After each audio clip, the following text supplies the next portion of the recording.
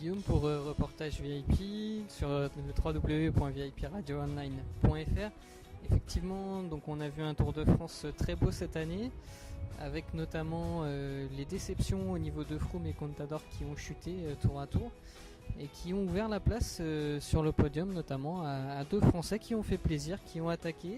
Ça a été très offensif, en tout cas au niveau des équipes AG2R La Mondiale, mais aussi de la FDJ.fr, avec notamment en chef de file Jean-Christophe Perrault qui termine deuxième.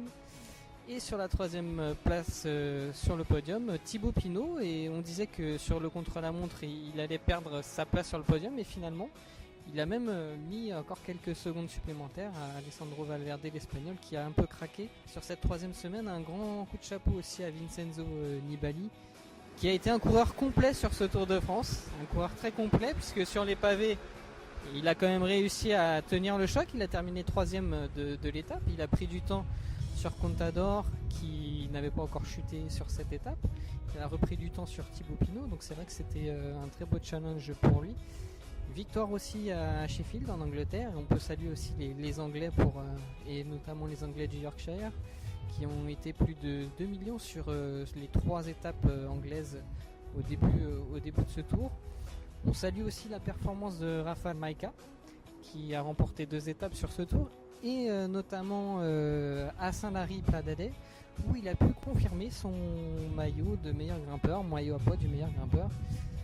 On salue aussi effectivement la performance de Tony Galopin, qui a su sur une journée reprendre le maillot jaune à Vincenzo Nibali. Bon, il lui a rendu le lendemain, mais c'était quand même une belle performance, belle victoire pour le jeune français.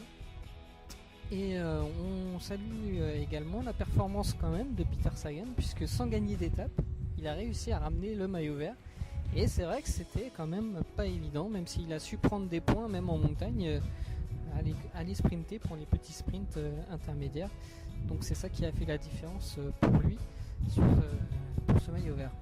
Belle performance aussi de l'équipe AG2R La Mondiale de façon générale, puisque ça a été la première équipe de ce Tour de France, l'équipe victorieuse. Et voilà donc le petit résumé de ce Tour de France. Guillaume pour reportage VIP, www.vipradio9.fr.